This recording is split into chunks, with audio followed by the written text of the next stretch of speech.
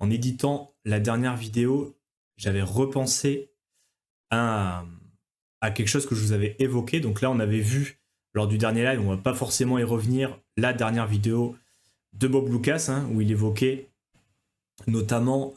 une possible fin de cycle, un cycle un peu plus long, donc le cycle actuel, hein, comme normalement la phase euphorique, c'est pas 2 semaines, c'est plus 6 mois, on va dire, et pour l'instant, on n'a pas eu du tout de phase euphorique. Mais en gros, même si on la commence euh, maintenant, le cycle pourrait être un peu plus long, c'est-à-dire se terminer en février-mars 2026. Hein, parole de Bob Lucas, pas de, pas de Théo. Et il avait aussi évoqué l'aspect double cycle, en fait, plutôt qu'un super cycle du Bitcoin, le double cycle blow-off, donc c'est-à-dire au lieu d'avoir un super cycle qui suit la courbe exponentielle de Bitcoin, hein, la power law, on aurait plutôt quelque chose avec un cycle. Donc là, c'est ce qu'il a tracé en rouge, le cycle normal, hein, donc semaine 30, mois 35, donc c'est mois d'octobre, en fait un top, hein, c'est pour ça que le cycle de 4 ans, on l'a pas encore fini. Et selon les mois, et si on respecte pile au mois près, on est plus sur fin d'année, donc octobre, novembre 2025. Lui, qui est le créateur de ce cycle de 4 ans, il dit que vu la gueule actuelle, on pourrait peut-être se déplacer de quelques mois, voire en 2026, et avoir potentiellement un an, donc les 12 mois de plus, de 35 à 48, à peu près, on n'est pas un mois près, de bear market, pour ensuite repartir sur un cycle de 4 ans, ou alors, ce qu'il a introduit dans sa dernière vidéo, et qui au final, ça pourrait arriver, même si je ne mets pas forcément le plus gros nombre de probabilités, mais on va voir quand même qu'il y a quelque chose qui pourrait, notamment, et ça il n'en a pas parlé dans sa vidéo, ça vient d'un autre live qu'on a fait il y a 3-4 semaines, et je voulais vous faire le lien avec ça, comme il pourrait y avoir, et on le voit, hein, de plus en plus d'attrait en termes de régulation, que ce soit les grosses institutions, on a vu que le retail il est un peu price out de Bitcoin, mais les whales continuent d'acheter, donc il y a quand même de l'engouement. Il y a notamment les fonds souverains, les entreprises, et surtout sur les entreprises qui lèvent de la dette en ce moment pour acheter Bitcoin. Moi, je l'avais déjà évoqué lors du dernier live, en fait. Lui, ce qu'il voit bien, en fait, c'est au lieu d'avoir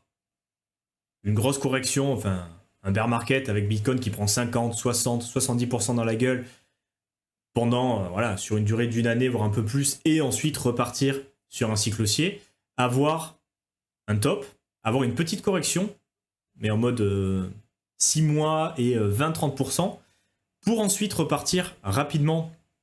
sur un left translated cycle, donc un cycle transféré à gauche sur le graphique avec un top qui arriverait beaucoup plus vite, beaucoup plus, pas au bout du 35e mois, mais peut-être au bout de un an et demi, après le précédent top, qui serait propulsé en fait par l'engouement de la fin de cycle. Au final, bon, ça corrige un peu, mais il y a quand même toute cette inertie qui est en train de se mettre en place, ce qui est vrai actuellement. Et par contre, après, si on a ce scénario-là, on partirait, hein, donc qui dit monter vite, monter fort, dit aussi que ça va se péter la gueule. Et on pourrait avoir le premier en fait bear market séculaire, hein, donc on évoque aussi sur la chaîne depuis assez longtemps. Hein. Pour l'instant, les cryptos, c'est assez facile. Hein. Bon, c'est en train de nous faire mentir, mais des cycles de 4 ans, le bear market, on commence le cycle haussier. L'année post-halving, ça commence Q1, Q2, voilà, sell in May, go away, et après un dernier pump en octobre, et c'est parti, on repart pour un tour. Bon, ce coup-ci, c'est un peu différent, donc c'est pour ça qu'il y a pas mal de gens qui sont un peu démunis, donc on essaie de voir au fur et à mesure comment ça pourrait se passer. Mais dans l'idée du super cycle, en fait, on pourrait avoir une grosse correction, donc et lui, je sais pas exactement où il la met, mais bon, un des facteurs, on le sait, c'est les entreprises qui lèvent de la dette type MicroStrategy, hein, qui continuent d'acheter d'ailleurs à fond là, près du top. Et alors là, ça bug un peu. On est arrivé. On avait vu ce graphique. Alors là, c'est pour le coup, c'est de Swan. Voilà. Un compte qu'on avait vu, on a vu son petit thread sur un live. Et au final, ce qu'il disait, lui, c'est qu'alors certes, il y a beaucoup de dettes qui est en train d'être créée, mais pour l'instant, en fait, c'est de la dette à court, hein, 2-3 ans, mais en gros, le principal de toute la dette qui est levée en ce moment pour acheter du Bitcoin avec toutes ces entreprises qui suivent la mode MicroStrategy pour se faire du BTC en trésorerie. D'ailleurs, il n'y a pas que Bitcoin, hein, il y a on a Ether, on a des entreprises qui investissent sur Solana, Et sur Tao aussi, hein. Donc là c'est pas les mêmes montants, on est d'accord, mais il y a quand même une démocratisation des entreprises qui investissent dans la crypto. Donc voilà, bien évidemment Bitcoin prend la grosse majorité des fonds, mais ça commence à devenir de plus en plus courant. Donc ça démontre encore une fois l'intégration de plus en plus de la crypto avec le système financier et même l'économie, hein, parce que les entreprises, pour le coup, c'est pas que du stock market. Et, bon, c'est quand même la trésor d'une entreprise. Il y a un peu plus, c'est un peu plus lié à la réalité que juste les actions, quoi. Et ce qu'on voulait regarder surtout, c'est que au final, réellement, les dangers, on va dire entre guillemets, hein, parce que là, c'est où ils vont falloir, où ils vont commencer à devoir faire quelque chose en fait, hein, donc commencer à rembourser leurs dettes, euh, minimum maturité, commence en 2027 en fait, mais c'est réellement à partir de 2028, vous voyez le plus gros des montants, la plus grosse bougie pour l'instant, c'est en gros juin 2028, hein, avec les